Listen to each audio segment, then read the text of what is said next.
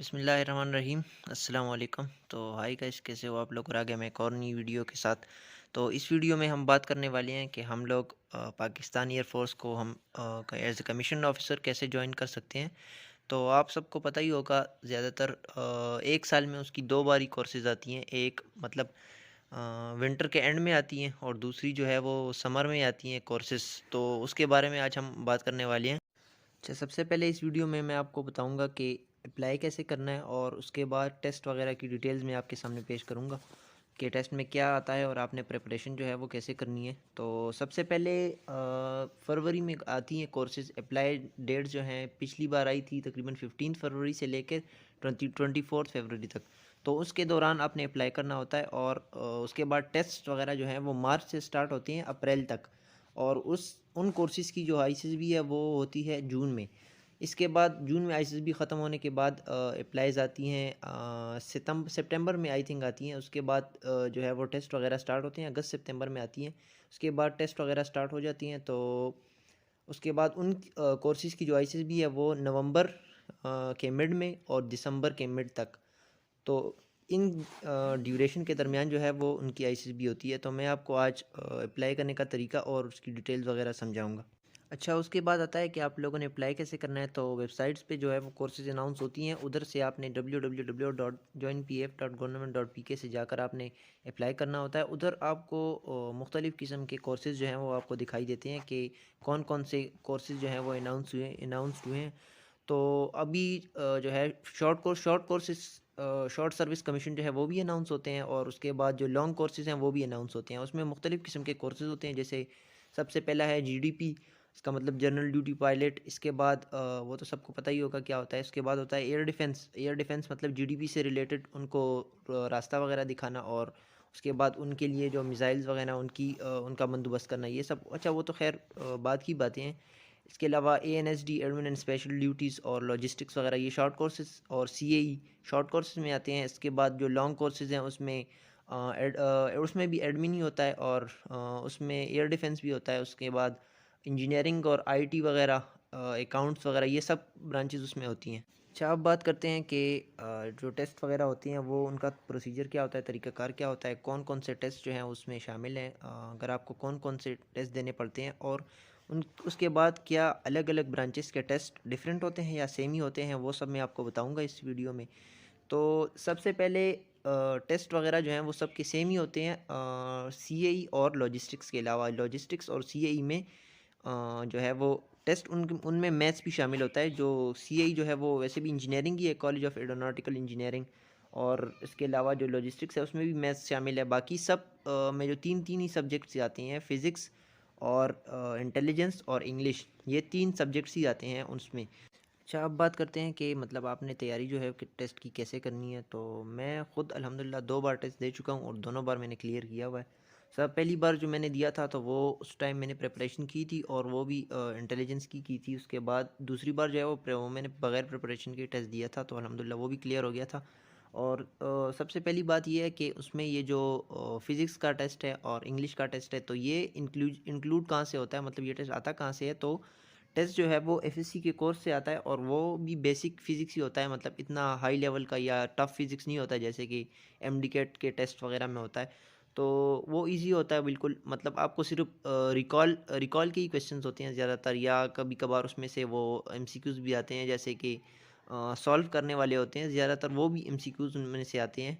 और इसके अलावा वोल्टेज से रिलेटेड और ये जो लास्ट में ट्रांजिस्टर से रिलेटेड, इसके अलावा जो बेसिक्स फार्मूलाज़ हैं वो आपको याद होने चाहिए। और इसके अलावा आपको जो है यूनिट्स को भी देखना चाहिए कि वो यूनिट्स में भी कंफ्यूज करते रहते हैं बंदे को कि यानी मतलब आपको एक ही क्वेश्चन दिया होता है, उनमें से आपको 2 यूनिट्स दिए होते हैं जैसे कि यानी 8 न्यूटन डिवाइड बाय 4 सेंटीमीटर। तो इसमें से आपको बेसिक्स यूनिट को याद रखना चाहिए और उनको ध्यान में रखना चाहिए, मतलब यूनिट्स की कन्वर्जन आपको आनी चाहिए। तो अब सेंटीमीटर जो लिखा हुआ है उसको हम ने कन्वर्ट करना है मीटर में, तब ही हमारा जो क्वेश्चन है उसका एक्यूरेट आंसर आएगा।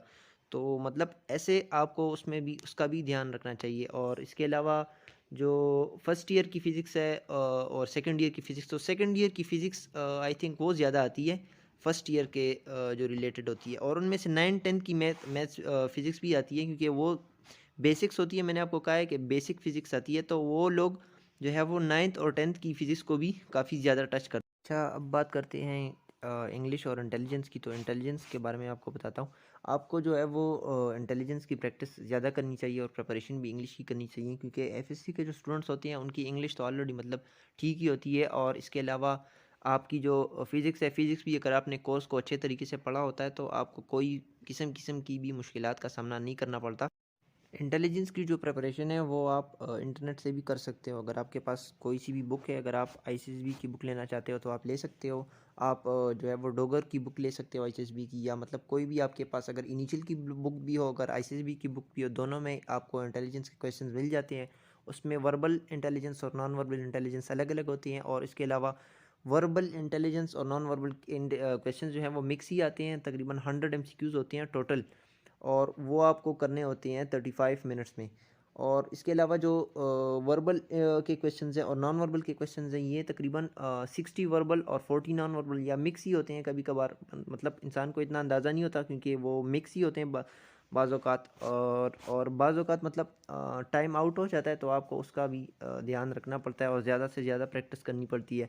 अच्छा, वर्बल इंटेलिजेंस में आप अगर क्वेश्चन आप देख लें तो उनमें से मुख्तलिफ़ किस्म की वर्बल इंटेलिजेंस की टाइप्स होती हैं, तो वो आपको सब आनी चाहिए कि मतलब डायरेक्शंस वगैरह की जैसे वर्बल इंटेलिजेंस होगी। बाकी जितने भी क्वेश्चंस हैं उनकी टाइप्स हैं वर्बल इंटेलिजेंस की, तो सब वो आपको आनी चाहिए। और नॉन वर्बल इंटेलिजेंस में ज़्यादातर छोटे डायग्राम भी आते हैं, मतलब वो शेप्स वगैरह उन्होंने चेंज की होती हैं, एरोज़ वगैरह के क्वेश्चन जो हो गए।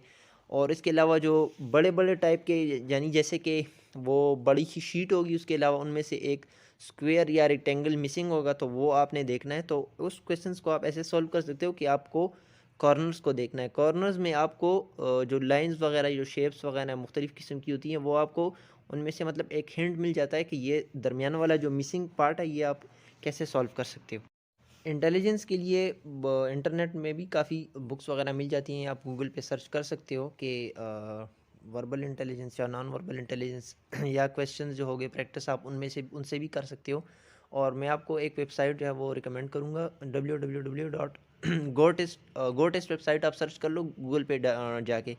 तो उस वेबसाइट पे मुख्तलिफ़ किस्म के जो टेस्ट हैं, यानी कि जैसे पीएफ का टेस्ट हो गया, पीएमए का, या बाकी एएमसी के, या जितने भी इसके अलावा टेस्ट हो गए, वो सब के जो प्रैक्टिस एमसीक्यूज़ हैं वो आपको उधर मिल जाते हैं, तो आप उधर से आसानी से प्रैक्टिस कर सकते हो। इसके अलावा जो जिन लोगों ने एएमसी का टेस्ट दिया होता है इससे पहले ही होता है ज़्यादातर, तो वो आप अगर आपने वो दिया तो उस वही इंटेलिजेंस वगैरह आती है उसमें, सेम उसमें कोई ख़ास डिफरेंस नहीं होता।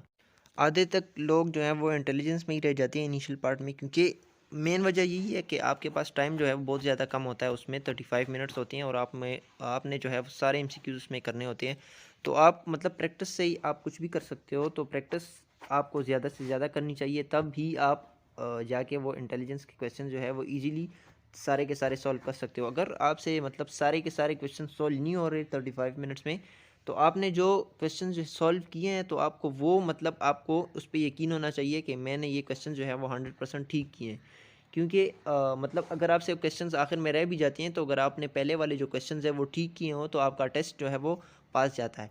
अच्छा, इसके अलावा इंग्लिश जो है, इंग्लिश जो है वो बेसिक इंग्लिश ही आती है, कोई ख़ास मतलब वो कोई ख़ास जो है बुक वगैरह या ऐसी कोई ख़ास चीज़ है नहीं जो वो उससे शामिल करते हैं। जनरल इंग्लिश होती है, उसमें प्रेपोजिशंस वगैरह आती हैं, सेंटेंसेस आती हैं मुख्तलिफ़ किस्म की।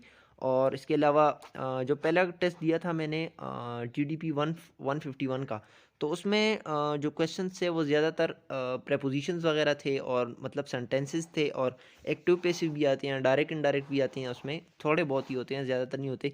मीनिंग्स होते हैं, सिनोनिम्स एंटोनिम्स वगैरह होते हैं, और मतलब फिल इन द ब्लैंक्स भी होते हैं। मतलब आपको एक सेंटेंस दिया होता है, उसमें ब्लैंक्स होती है, तो उसमें आपको कोई सा भी ब्लैंक जो है वो पुट करना पड़ता है। आपको सिचुएशन देखनी पड़ती है, और इसके अलावा आपको जो है वो क्वेश्चन को देखना पड़ता है कि ये क्वेश्चन जो है इसमें लिखा क्या है, और मतलब कौन सा सेंटेंस जो है वो उससे ज़्यादा मैच करता है। तो आपको वही ज़्यादातर सेंटेंसेस जो है वो उसमें फिट करनी पड़ती हैं। और आपको टेंस को भी देखना पड़ता है कि प्रेजेंट टेंस है, पास्ट टेंस है, फ्यूचर टेंस है। आपको दोनों जो ब्लैंक है और जो सेंटेंस है, जो आपको ऑप्शंस दी होती हैं और आपको जो सेंटेंस दिया होता है, आपको उन दोनों को देखना पड़ता है कि ये आखिर ये मतलब इनमें इसका टेंस मैच करता है या नहीं करता, और आपको हर चीज़ देखनी पड़ती है। बाज़ों का टेंस डिफरेंट भी आप ऐड कर सकते हो, लेकिन आपको वो देखना पड़ता है कि कहीं आप गलत जो है वो टेंस पुट ना कर दो। ज़्यादातर उनमें से तकरीबन सारे ऑप्शंस ही आपको ठीक लगते हैं, जिन्हें आप देखते हो उनको एमसीक्यूज़ को, तो आपको सारे ही ऑप्शंस ठीक लगेंगे। लेकिन वो ज़्यादातर सेंटेंसेस जो होते हैं वो भी काफ़ी बड़े बड़े होते हैं, कभी कभार दो दो ब्लैंक्स तो दिए ही होते हैं, और 3 भी वो आपको दे सकते हैं, मतलब आपका टाइम जो है वो वेस्ट करने के लिए। तो आपको इंग्लिश के लिए प्रिपरेशंस करनी चाहिए, आपको इंग्लिश की जो नॉलेज है वो आपके पास होनी चाहिए। तो उसके अलावा जो दूसरा जो टेस्ट दिया था मैंने जीडीपी 152 का, तो उसमें यही जो मैंने आपको सेंटेंसेस की ये जो टाइप बताई है, मतलब फिलिंग द ब्लैंक्स की एमसीक्यूज़ की टाइप, तो यही तो तकरीबन बहुत आधे से ज़्यादा एमसीक्यूज़ तो ऐसे ही थे। तो टाइम जो है वो ज़्यादा कंज्यूमिंग थे, तो आपको प्रैक्टिस करनी चाहिए। लेकिन इंग्लिश की जो प्रिपरेशन थी वो इस बार मैंने की नहीं थी, और मैंने मतलब मुझे अंदाज़ा नहीं था कि इतना मुश्किल जो टेस्ट आया था वो इतना जो मुश्किल है वो टेस्ट आएगा। सब लड़कों ने मतलब यही शिकायत की थी कि इस बार जो इंग्लिश थी वो काफ़ी टफ आई थी पिछली बार के मुकाबले में, क्योंकि पिछली बार प्रपोजिशंस वगैरह भी थे, और डिफरेंट मतलब मिक्स इंग्लिश थी, मतलब कोई ख़ास टाइप के उन्होंने सेंटेंस नहीं लिए थे, और इस बार ज़्यादातर यही सेंटेंसेस जो मैंने आपको बताए थे यही हैं। अच्छा, इंग्लिश के जो एमसीक्यूज़ है वो होते हैं 100, इंग्लिश के भी 100 होते हैं, और फिज़िक्स के जो एमसीक्यूज़ है वो 75 होती हैं। दोनों के लिए तकरीबन 40-40 मिनट्स होते हैं आपके पास, तो मतलब वो हो जाते हैं, वो इजीली हो जाते हैं। फिज़िक्स के एमसीक्यूज़ जो हैं वो तो इजी होते हैं, वो आप मतलब एक बार कर भी लो तो आप 2-3 बार और भी देख सकते हो। अगर आपने कोई ऑप्शंस वगैरह जो है वो चेंज करनी होती हैं तो आप इजीली कर सकते हो। और इंग्लिश जो है वो आप पे डिपेंड करता है कि आपकी इंग्लिश कैसी है, तो उसके मुताबिक आपको टाइम मैनेजमेंट जो है वो करनी पड़ती है। टाइम मैनेजमेंट की बात करते हैं, तो टाइम मैनेजमेंट जो है बहुत ज़्यादा ज़रूरी है, और सबसे ज़्यादा इम्पोर्टेंट टाइम मैनेजमेंट्स की आपको जो है वो उधर देखने को मिलती है इंटेलिजेंस में। अगर आप टाइम मैनेजमेंट नहीं करते तो आपसे टाइम रन आउट हो जाता है, और अगर आपको मतलब एक एमसीक्यू नहीं आता तो आप उसमें अपना टाइम जो है ज़ाया नहीं करो, आप उसको छोड़ दो। तो मतलब एक एमसीक्यू से इतना डिफरेंस जो है नहीं पड़ता। आप बाकी के एमसीक्यूज़ देखो, अगर आप सब कर लेते हो, अगर फिर भी आपके पास टाइम बचता है तो आप उस एमसीक्यूज़ को दोबारा देख सकते हो। लेकिन अगर आप एक एमसीक्यूज़ पे ज़्यादा टाइम ज़ाया करते हो, दूसरे एमसीक्यू पे आप टाइम ज़्यादा वेस्ट करते हो, तो आपको ये बहुत महंगा पड़ सकता है। अच्छा, फिज़िक्स में आपको कोई टाइम मैनेजमेंट का इशू देखने को नहीं मिलता, क्योंकि वो जो है वो काफ़ी ज़्यादा टाइम होता है, और एमसीक्यूज़ भी 75 होते हैं, और रिकॉल के क्वेश्चंस होते हैं, तो आप मतलब एमसीक्यू को देखते ही आप टिक मार्क करके आगे बढ़ सकते हो। अगर आपने फिज़िक्स रिवाइज़ की होती है तो उसके फिज़िक्स के लिए आपको कोई ज़्यादा मतलब एक्स्ट्रा चीज़ें देखने की ज़रूरत नहीं है। बस आप जो है वो अपने जो कोर्स के बुक्स हैं वो आपको याद होने चाहिए, फार्मूलाज़ वगैरह, डेफिनिशंस वगैरह, ये सब कुछ आपको याद होना चाहिए ज़रूरी। और जो बाकी जो साउंड्स के क्वेश्चन है, साउंड से भी काफ़ी ज़्यादा क्वेश्चंस आते हैं, तो आपको उस पर भी फोकस करना चाहिए।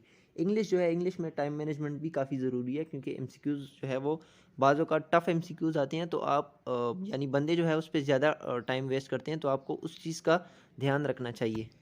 अच्छा, बात करते हैं मैथ्स की, तो मैंने तो खुद बज़ाते खुद मैथ्स का टेस्ट दिया नहीं है, लेकिन बाकी जो दोस्त वगैरह हैं उनसे मैंने पूछा था मैथ्स के बारे में, तो वो लोग कह रहे थे कि मैथ्स के एमसीक्यूज़ जो हैं वो काफ़ी टफ आते हैं। उसके अलावा मतलब मुख्तलिफ सॉल्व करने के वाले भी क्वेश्चंस होते हैं, और बाकी रिकॉल करने वाले भी होते हैं, लेकिन काफ़ी टफ होती हैं। सीएई के जो कैंडिडेट्स अप्लाई करना चाहते हैं सीएई में या लॉजिस्टिक्स में, तो उनके लिए मैथ्स पे काफ़ी कमांड होना चाहिए उनको, तो आप तभी मैथ्स क्लियर कर सकते हो। मैथ्स जो है वो काफ़ी मुश्किल आती है, तो आपको मैथ्स की भी प्रैक्टिस करनी चाहिए।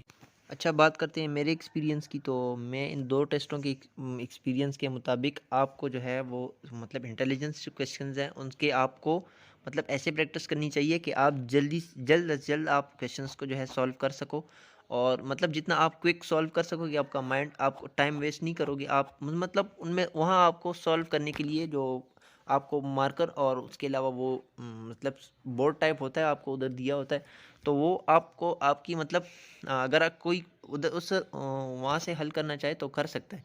लेकिन अगर आप उस पे जो है सॉल्व करते हो तो आपका काफ़ी टाइम वेस्ट होगा, तो आपको मतलब क्विक मैथ्स जो है वो आनी चाहिए, और ज़रूरी आनी चाहिए, क्योंकि वहाँ बाज़ औक़ात परसेंटेजेस के जो क्वेश्चंस हैं वो भी आते हैं ज़्यादातर, और काउंटिंग के जो क्वेश्चंस हैं वो भी आते हैं, तो अगर आप मल्टीप्लिकेशन में लग जाते हो तो आपका टाइम जो है वो काफ़ी ज़्यादा वेस्ट होता है।